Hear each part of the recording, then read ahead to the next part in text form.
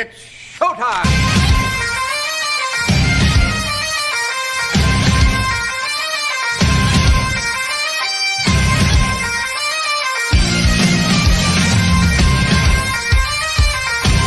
Let's go! Let's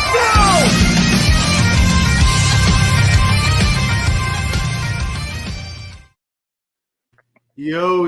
Yo, what is going on, Patriots Nation? It is your happy full-time scientist, fuller-time sports fan, here with our father of the Patriots Nation, Aiden Hauser. How's it going? I'm doing great. I'm ecstatic. It's been an awesome week. A great way to start the week, that Sunday night. Doing great. I was fully getting ready to watch the public execution of our team live on Sunday night and did not see this coming. I wouldn't say I did not see it coming. I didn't expect it.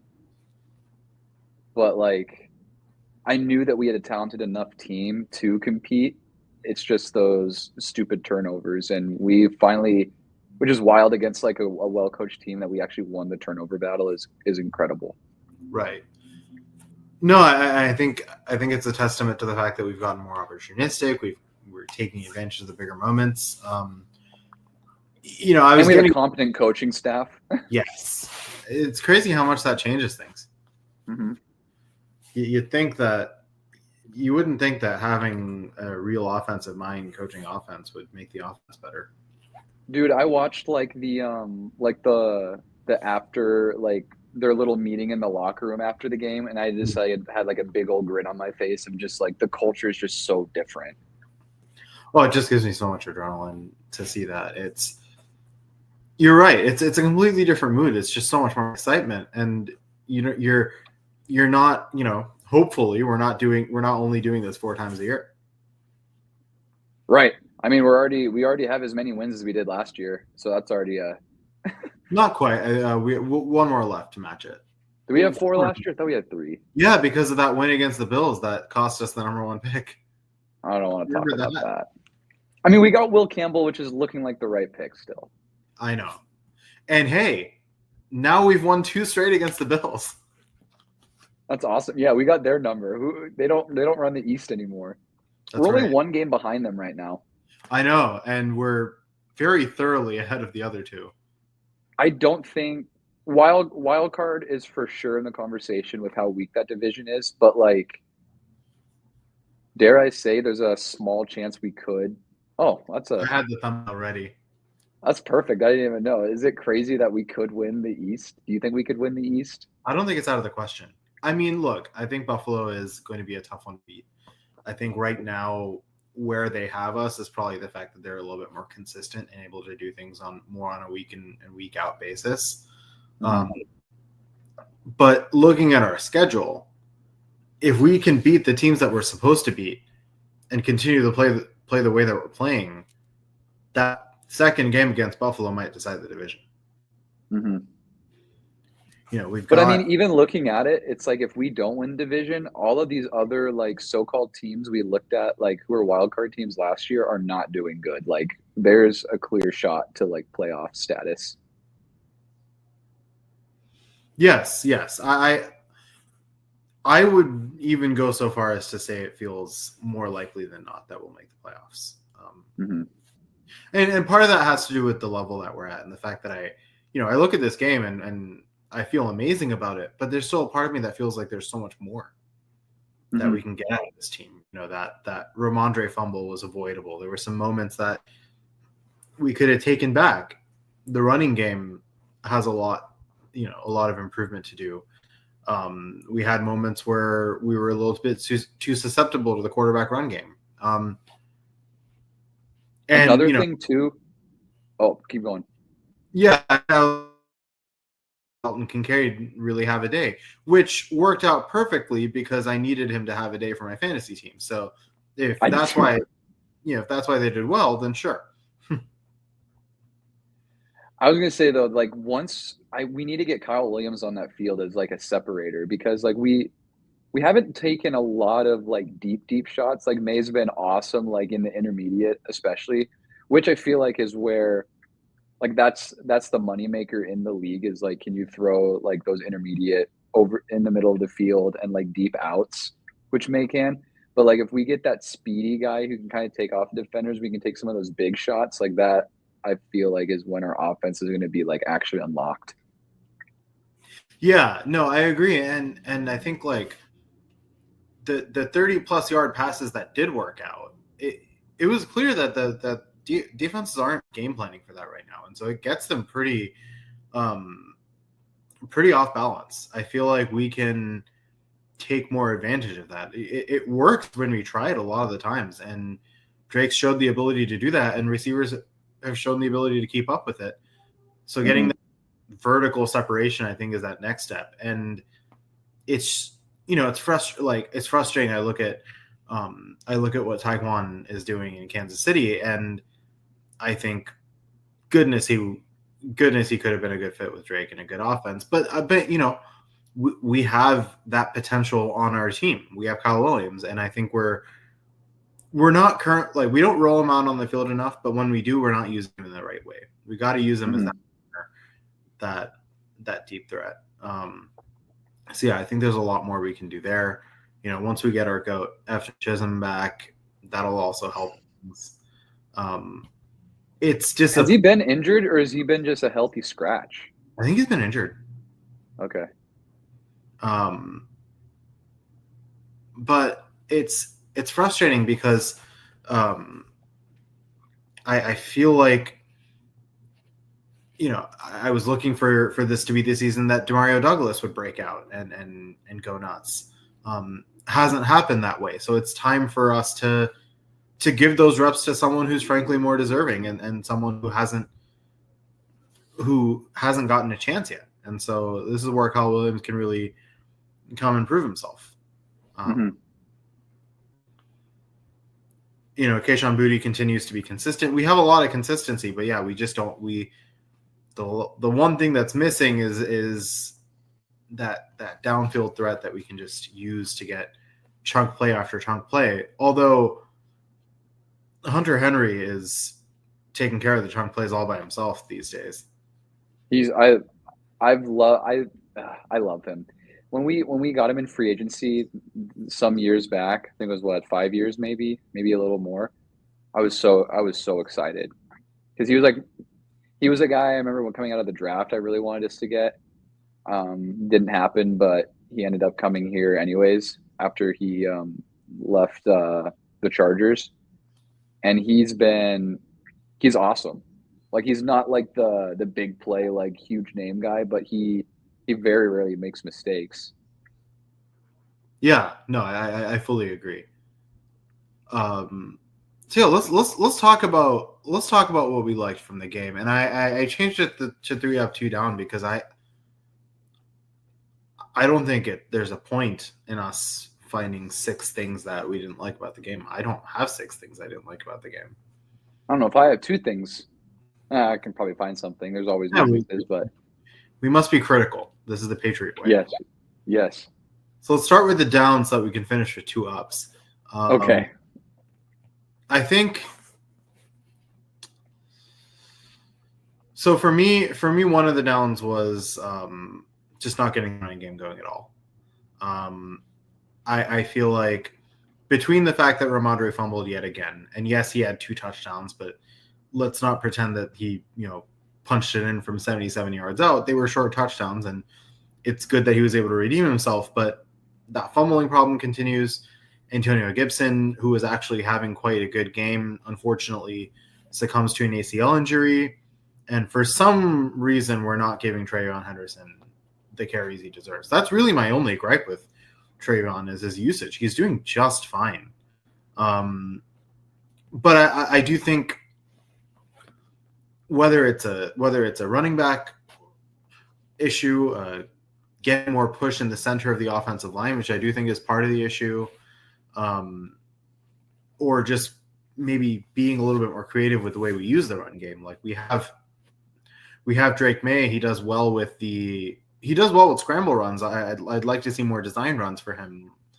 Bring in some read option, zone read kind of stuff to make the best use of his legs and make him a weapon, but also bring in some pitches. I just feel like the running game feels very basic right now.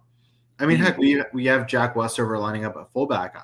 We could try to even see what him running the ball every so often looks like. Just do what we've done in the past and give some creative looks. I've also noticed that Westover hasn't really been getting much in terms of pass usage. I'm not sure if he's getting any, but we've had success using the fullback position with Josh McDaniels before, so we can do that. So I just think I feel like we're starting to find our creativity and some of that McDaniels juice in the pass game. I feel like it's missing a little bit in the run game. It's a very basic run game, a lot of inside runs. I'd say my one down is like, I feel like we haven't gotten to the point where we can like start off hot. Like it takes a couple drives for us to like get going. Whereas you watch the Bills, like, yeah, they had the turnover, but like Allen was just like incredible from like the first snap on. We kind of got to be able to at some point just like fire on all cylinders first drive of the game, and like we can't always just like start turning things on in the second quarter. That's a little thing I've noticed. Like first few drives, like that was kind of an okay drive. Like we didn't really do much. Yeah. We ended up winning, which is awesome. Like it's a game that's a full 60 minutes, but being able to like start off hot, I think is a really good trait to have. And I don't know if we quite have that yet. So I'd say I'd like to be able to see us like become a complete team for a full 4 quarters instead of just 3. Yeah, when we're playing teams like it worked out against Buffalo, but in general, when we were playing teams of that caliber, or when we played Tampa, for instance, like, or whoever we might run to if we are to make the playoffs, slow starts are going to become less and less forgivable. And like, I'm glad we didn't end up. Our defense held out in a way that didn't make us start playing catch up. So I think it's safe to say the defense started pretty hot, but yeah, it would be nice to just. I mean, I can't remember the last time we started with a first drive 7-0 lead. I feel like it's been something that we got very used to in the Brady era, and just something we haven't seen much of in the last 5 years. But that kind of tone-setting drive where you can bring it all the way down the field and really establish yourself. I think that's a really good point, and I think. This is where the creativity and throwing unexpected looks really helps. What can you give the team that they haven't had time to adjust to or don't know what to do about? I feel like we played very safe to start. We after that early pass to Diggs, then it was just kind of run the ball inside, nothing creative there. Then a short pass to Antonio Gibson. And then set up a third and long, and we got sacked. And so it's just not good enough. I think we're at the level where we can critique little things like this. So I think that's a good point. My second down is just going to be penalties again. It really needs to stop. This has been a game after game issue for us at this point. And, we're lucky that it didn't cost us this one, but it could cost us games down the road. It's just important not to get in your own way, that these kinds of things can, as we saw, extend drives for longer than they need to be extended, but also put us behind the sticks. And so, how can we clean it up? How can you figure out ways to make clean hits? How can we line up the right way on offense and not deal with these fundamental issues? Obviously, on the defensive side, we don't have Terrell Williams calling plays, and so that's taking some getting used to. But I would say that that in every other aspect of the defense is actually going quite well. So if we can get the penalties to match that would be phenomenal. Yeah, second down for you. This is hard. There's not much to go from here. I don't know. I'd say maybe not. I think a down would just maybe be usage of the younger guys. I really don't know why we haven't gotten Kyle Williams rolling or why Henderson's not kind of getting his touches ramped up more. I mean, we're winning and like we're looking like a cohesive unit, but I'd really like to be able to see kind of what Kyle Williams has with the ball in his hands, with at least more targets or something. And Travion too. Like you said, he's been fine, but like that's not what we drafted him to be. Like we draft him to be like that home run threat, the guy that we have. And we've had a lot of good like chunk plays, but like we haven't had like any home run like adrenaline changing plays that I can really think of other than like that huge throw to Diggs that we had this last game. Like we kind of need that spark.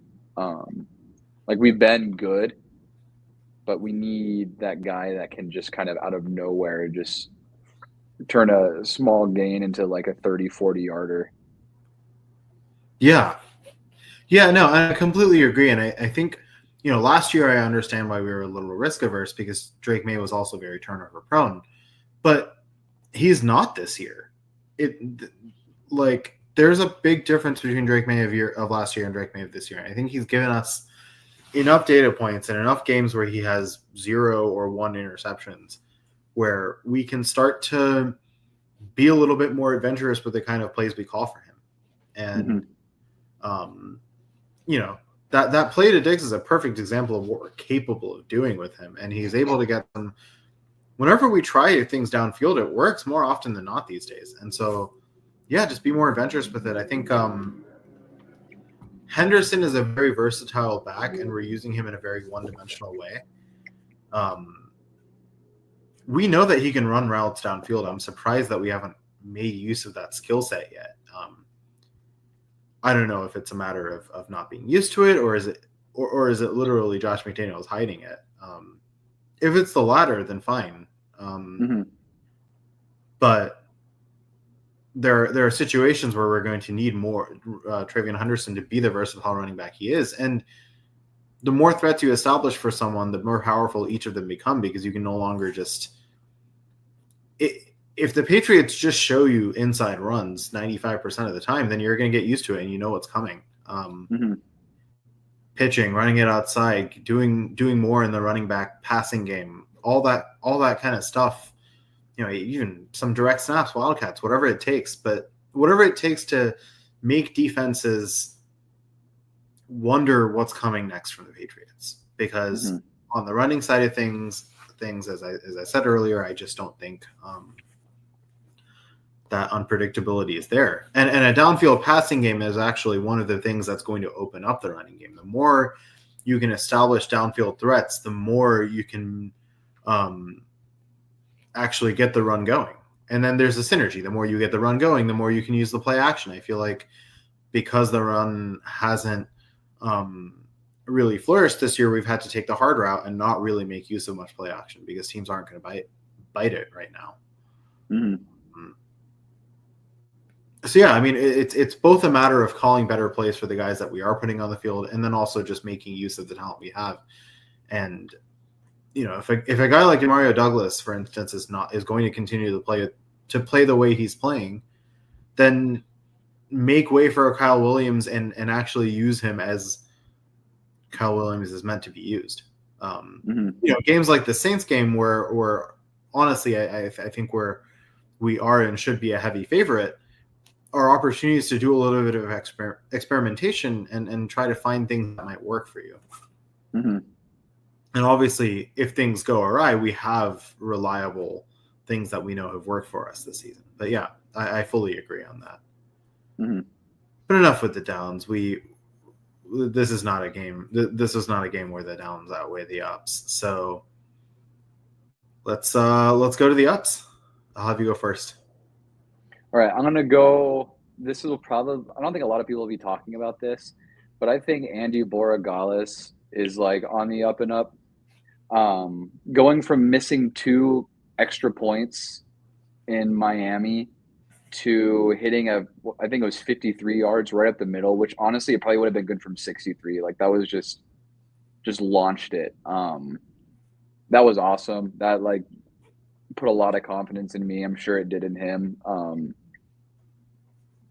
And that's just a testament also to just Vrabel not giving up on his guys. Like he chose him, he drafted him. Like that was really big. That was awesome. Like I don't know. I think that's huge. Like his first game winner, that's got to like give him tons of confidence, especially against a division rival when we're not the favorites, not even really close. I think Vegas had us as like 11.5 point underdogs. So it wasn't even like we weren't even really a possibility in a lot of people's minds. But like then him to go in there with the game on the line and just nail it was like that was just sweet. Right. No, I fully agree. As I've said the whole time, Andy Borregale Right. and should be. But I do like I do regret being so harsh on him so quickly. Like he's a rookie. It takes some time to get used to. I think it was just scarred by Chadwell and never fixing things. Although we know why he did that. He wanted the team to get better, and he wanted Drake May to come aboard. So he was traded. All hell the Tank Commander, of course. But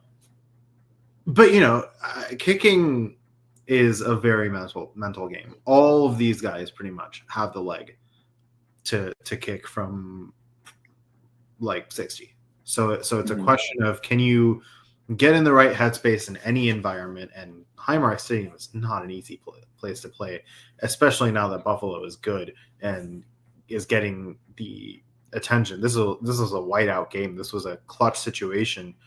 Not to mention, he also made 2 other kicks and 2 extra points. Every single point he scored was influential to the outcome of this game.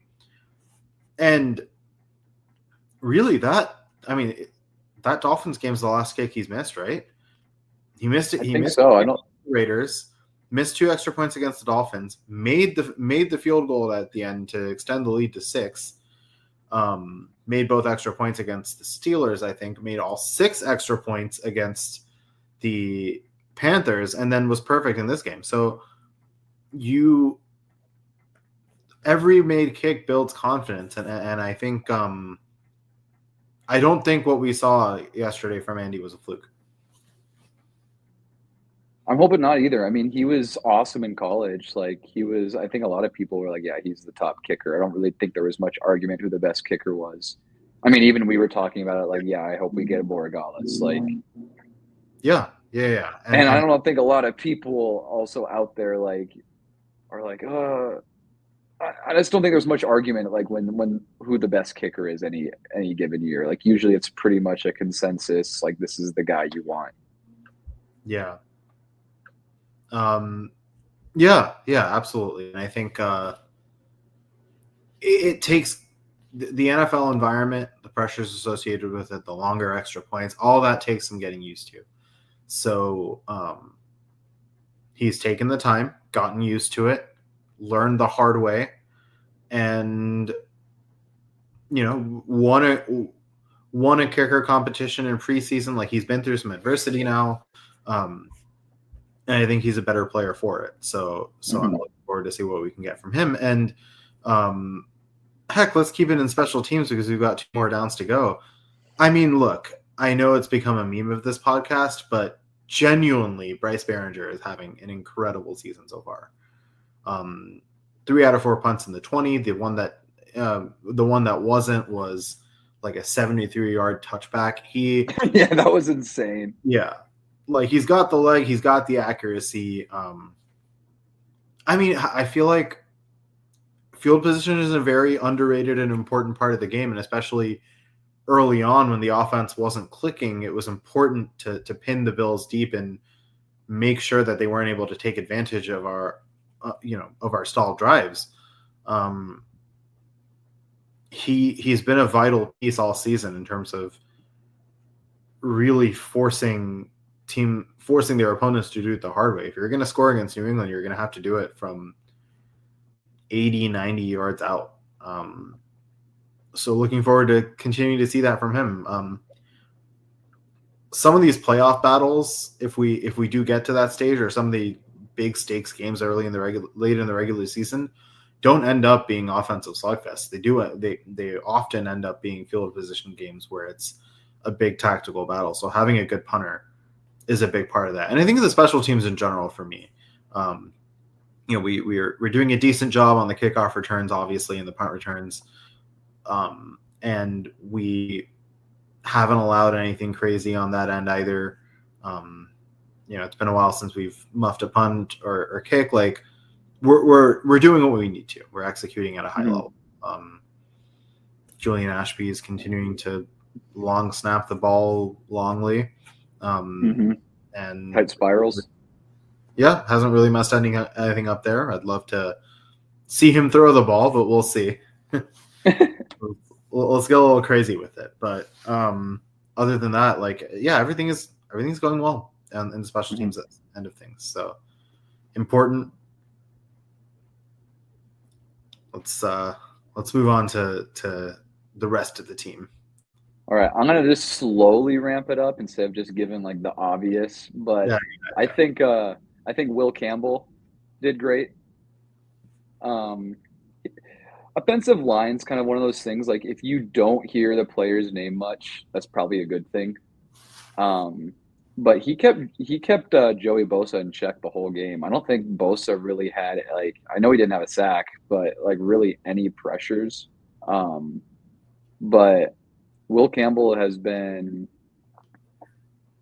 I wouldn't say he's like a superstar yet, but he's been everything we've wanted, and just a guy just to protect May. Like May's not always having to scramble, it seems like, and the pocket's not always collapsing as soon as the ball's snapped. Like it's giving us time for May to go through his reads and make a play down the field. So Will Campbell's been awesome. That's my opinion. I know some people would be like, well, look at the PFF scores and this, that, and the other thing. But it's you watch the game, he's keeping those guys in check. He can definitely play left tackle. I think all the people who said his arms are too short are wrong. He's been good. Yeah, and even on PFF, his pass blocking grade is actually quite good. Is the it? Run blocking grade a little bit less so. So his pass blocking grade is a 72.3, which is 24th, and his run block grade is 64.2, which is 44th. We also don't run that much in that direction. I don't really know how these grades are determined, but I look at what I see on the field, and I think that early on he was getting a few penalties here and there. That was one thing that I wanted him to work on. He's really not anymore. He's very, very, very, very stable. I haven't heard his name called in a long time, and I do always pay a little bit of extra attention to him and see how he's doing, and he seems to be holding very steady. And honestly, the same I feel like is true of Morgan Moses. I feel like we haven't really talked about him, but I don't think I've heard his name called once. I think he's had a couple of penalties, but I don't know if he's really been beaten badly as far as I can remember. And maybe that's just because May just does so well when the pocket collapses. But yeah, I don't know. That left side has been playing pretty well too. I mean, with what's his face from Georgia as well as our left guard. Yeah, Jared Wilson, he's doing a great job. Jared Wilson, yeah. But yeah, I would say I'm pleasantly, I wouldn't say surprised, but I'm just happy with how the Campbell pick has fared so far. Yeah, and the offensive line isn't moving mountains or anything, but I'm considering compared to how porous they've been in the past, it's just solid, and that's the main thing I look for. Are you giving your players time? And we are. Drake May is getting sacked a fair bit at each game, but nothing compared to how often Jones was getting sacked, and it also I do think some of the sacks have to do with really the only thing that I feel like Drake May still needs to work on right now, which is just being a little bit more willing to let the ball go when the play is dead. Mm-hmm. Just to avoid any chance of a fumble or reduce the chances of a sack, just let it go. So I think he also has a role to play in terms of avoiding sacks. But I think the Will Campbell pick is working out really well. And you don't become a Pro Bowl left tackle overnight, but you can clearly become a solid left tackle overnight. He's doing it. Mm-hmm. So yeah, very happy with how he's playing. And I mean, that Bills defensive front is not easy. Mm-hmm. My next positive, Marcus Jones at corner. I mean, we saw like last week, Marcus Jones was a positive at the punt returner spot, but for me, I had yet to see Marcus Jones string like a complete game together as a corner. I was always like, this guy's an athletic freak. He can do so much, but if I just isolate Marcus Jones the corner, I'm not so sure. But for me, his instincts have gotten way better. I feel like the fact that Gonzo is there is putting him in the right place. I feel like that third cornerback spot's bringing the most out of him. Made an extremely athletic pass breakup earlier in the game. You know, he's tackling well. He's seeing the ball well. Obviously, that interception was a pivotal moment of the game.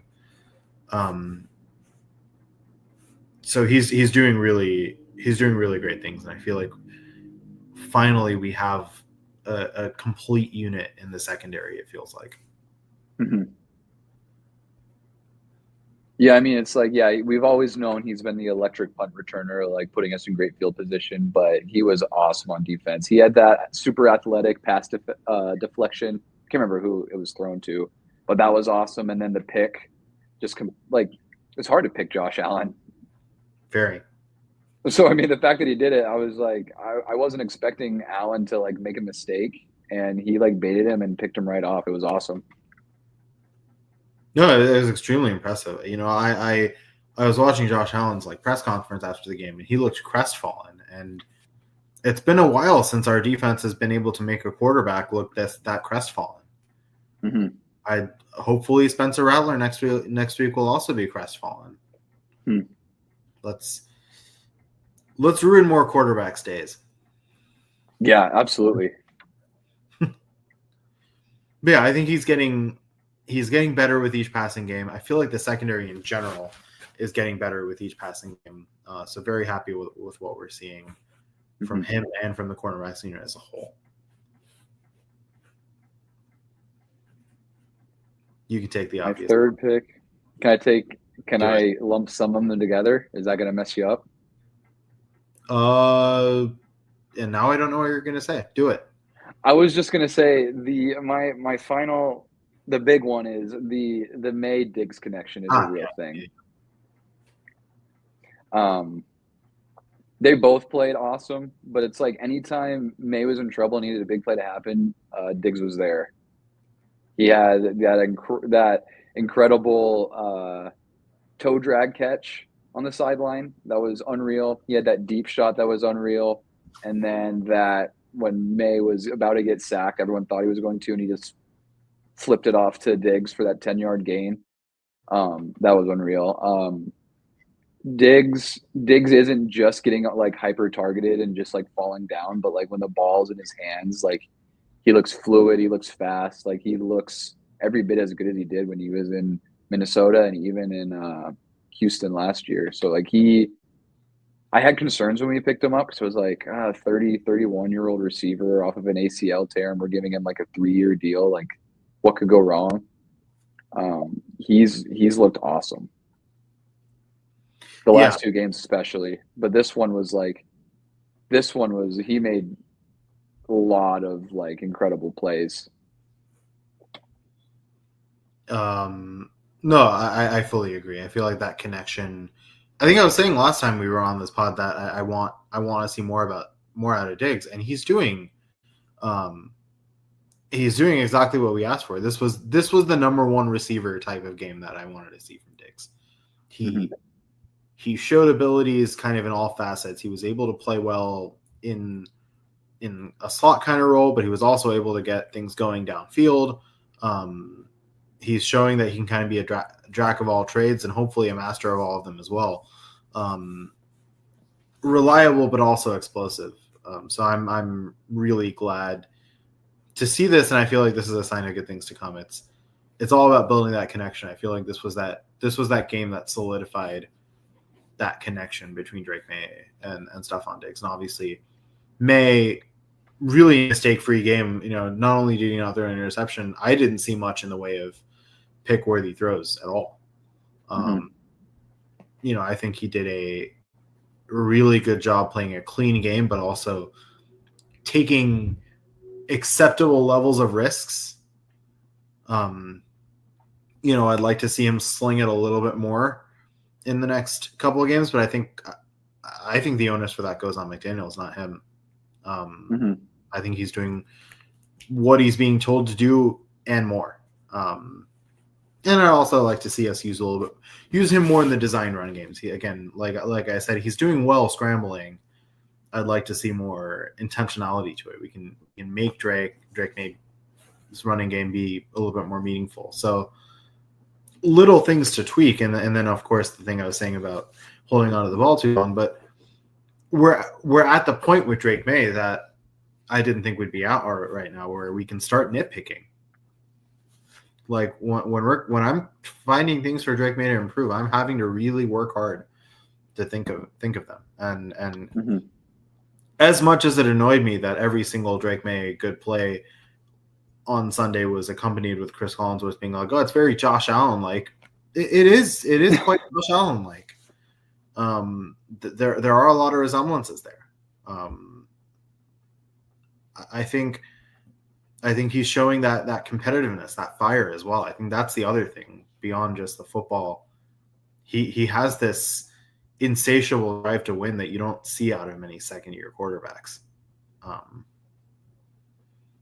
And so all in all, it's really good, especially when, the last time we had a promising rookie quarterback, his drive to win kind of got quenched a little bit in the second year.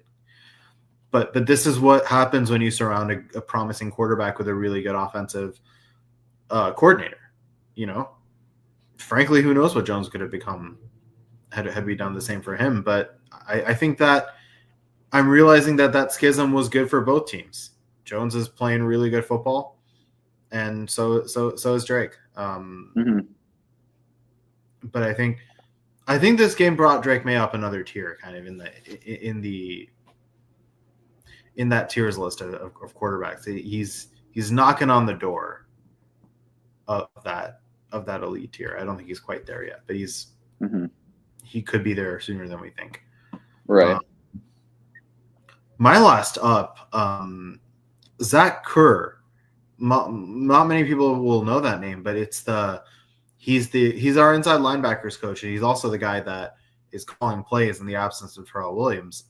I was kind of worried that the defense would implode with Terrell Williams having his health concerns, and it kind of looked that way against Miami, but we have very thoroughly adjusted, and we're playing really, really good defense. I mean, that Miami game was the last game where I felt that we didn't play good defense. Pittsburgh game, phenomenal. Carolina game, phenomenal. This game, considering who we played, also phenomenal. So,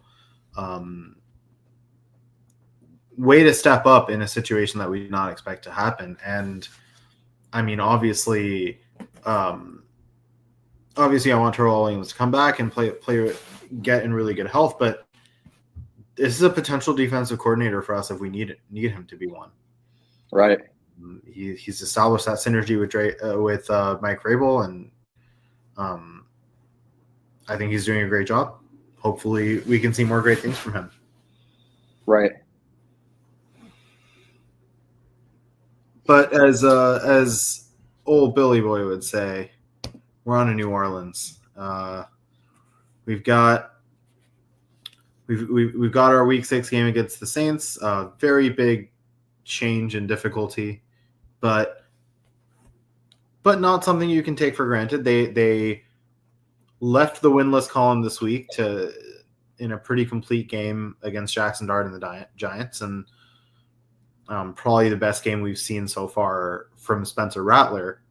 So what are we looking at here? What are your initial thoughts? The initial thoughts are, I just think we can't get too comfortable. We can't be riding the high where we just take for granted the Saints. Upsets happen. So yeah, we're probably gonna be the favorites, but as we just saw last week, like that doesn't mean anything.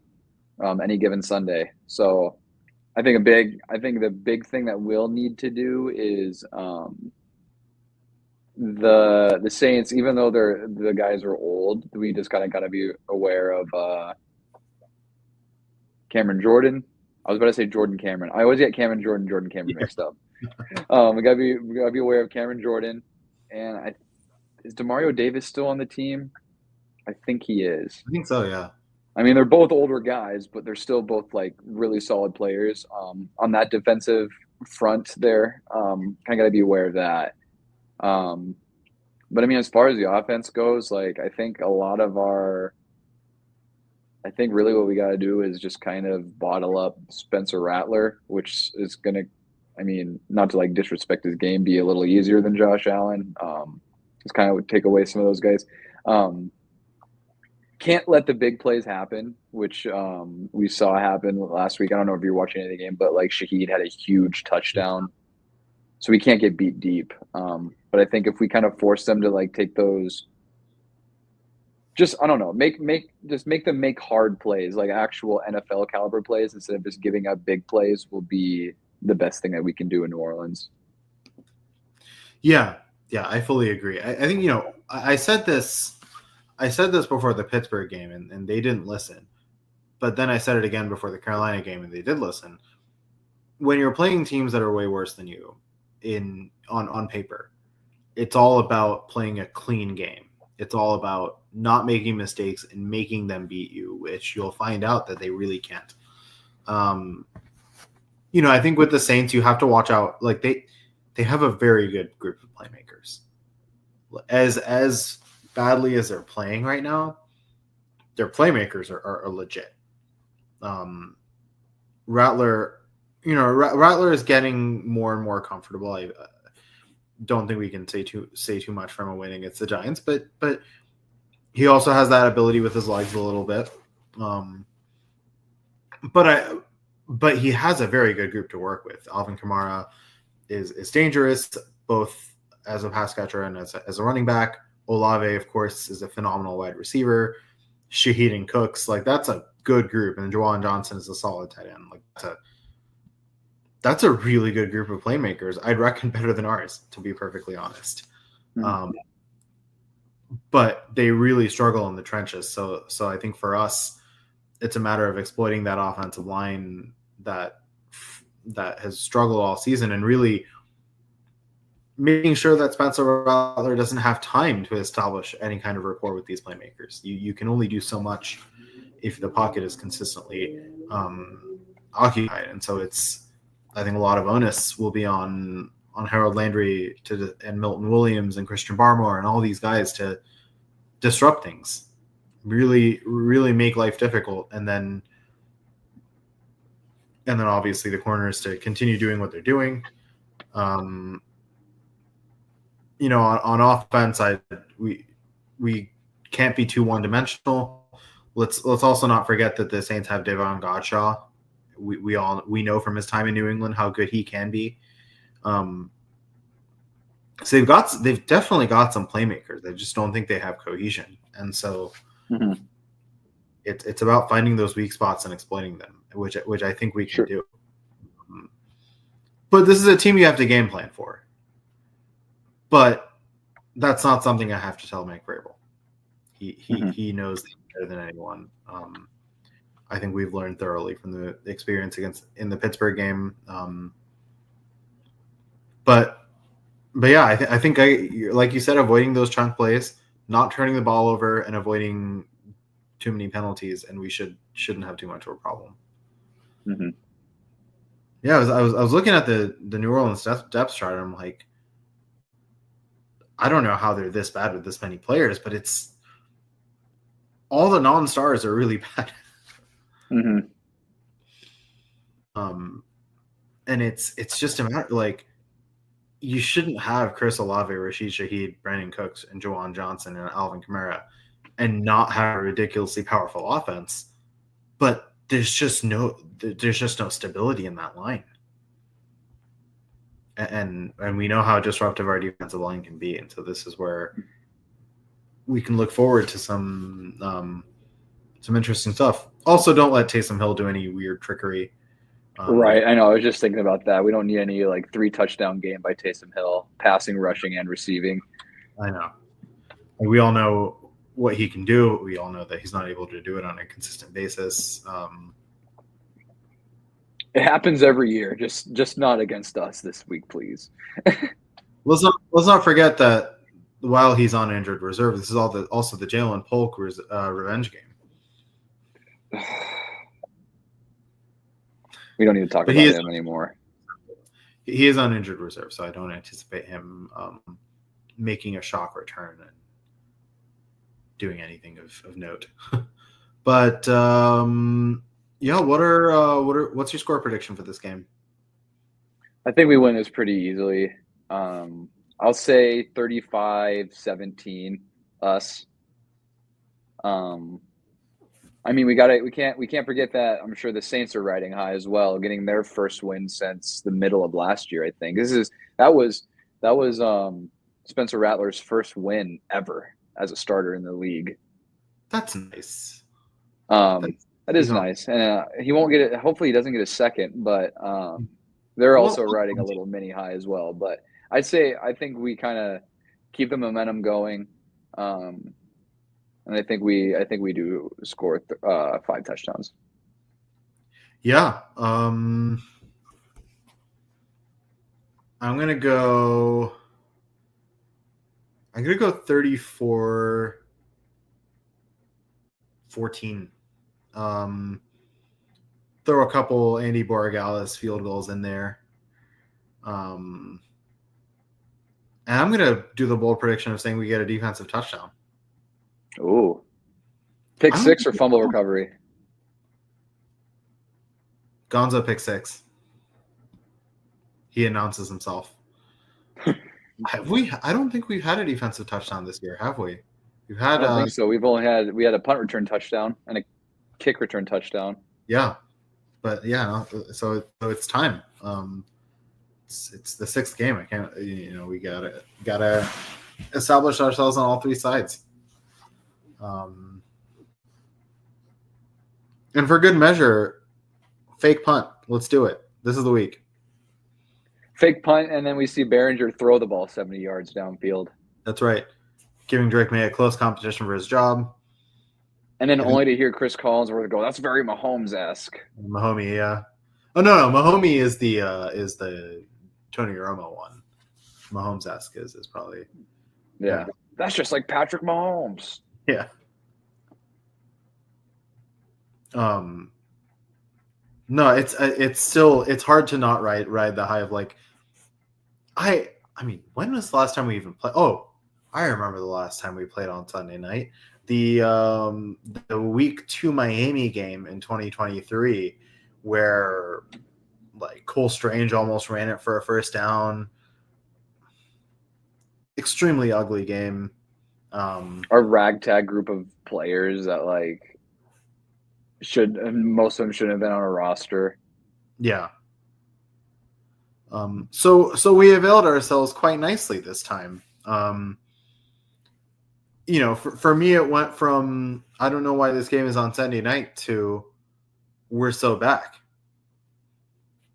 And I think it's time to watch out.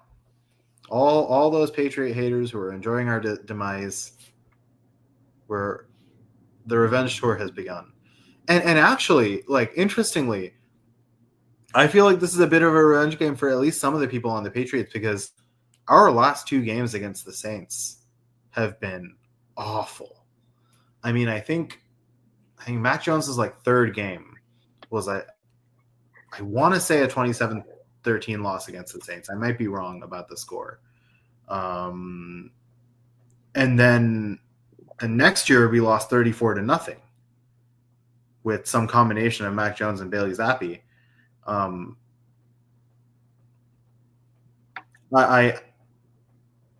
28-13. So close. But yeah, the last couple of games against the Saints have been really, really bad. I think there's some revenge on the minds of a few Patriots fans and at least a few players on that on that staff, and of course there's a Devon Gottschall revenge game storyline. So there's storylines here. Let's see how it goes. But I think the Patriots, if they hold their own and do their thing, they shouldn't have any problem winning this game. I agree. There's on paper, there's no way we should lose it, but we've seen those losses happen before. I mean, this is the NFL. The crazy upsets happen. What was the crazy upset yesterday? I mean Jags over Chiefs, but there was something. There's something crazy on Sunday. We've seen crazy losses happen. The Titans-Cardinals upset was. Oh yes, that was the one I was thinking of. And then even the Broncos-Eagles as well. Yeah. So I mean, there were a number of them last week. Yeah, it can happen. This is a crazy league. Every team is NFL level. Can't take anything for granted, but it's just a matter of getting our ducks in a row. And the spread is 3.5 points in our favor, which I personally feel insulted by. Mm-hmm. So I would like us to not just win. I would like us to cover that spread by quite a bit, because you're really going to give the guys who beat Buffalo and Highmark a 3.5 spread against a 1-4 Saints team. Come on now. It's time to. And a team that should be. I mean, we should be 4-1. Should be. We're not, but we should. Yeah. Be. I mean, if we played like we played yesterday, every game we should be 5-0. Yeah. That Raiders game was also very winnable. It was literally just the newness element that cost us the game. Right. This is a pivotal stretch of the schedule because the Patriots have a lot of winnable games here, and this is the, this game was the establish yourselves and announce yourselves to the league portion of the game. But this is but this is the take care of business part of the season. We've got the Saints away from home. We've got the Titans away from home.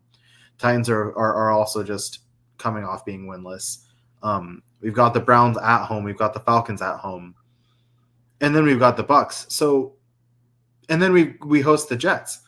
So 5 of our next 6 games, I feel like, should not just be wins. They should be routine, fairly easy wins. Mm-hmm. And I think that Patriots-Bucks game has the potential to be a really, really entertaining affair. Baker Mayfield and Drake May dueling it out. Yes, please. Both quarterbacks have been playing phenomenal football. So even if you pencil that in as a loss, we have a chance to go 5-1, and really we should go 5-1 in these next 5 games. There's no excuse for this team with this talent and now having kind of gotten used to things to lose any of the next 4 games. There just isn't. And then there's Cincy. We'll see whether Burrow's healthy. Then there's the Giants, and then the Bills. This schedule is setting you up for a pretty easy road to the playoffs, provided that we take care of misses. And this is right. Separates the good teams and the great teams. The ability to do it on a week in and week out basis when everybody is expecting you to do it. This is what Brady did week in and week out. We were favored time and time again, and he would win time and time again. And so this is, I don't think the Patriots have had these kinds of expectations in a long, long time. And so how do we cope with them? How can we just buckle down and do what we did in the dynasty days of going week by week? Very important. Absolutely. We'll be here next week, hopefully talking to you all about a nice, easy win against the Saints. But football is football. You got to play the games. But luckily, we don't have to play the games. What we have to do is tell you what we saw and preview what's coming next. And we'll be here to do that next week. We'll see you, Patriots Nation.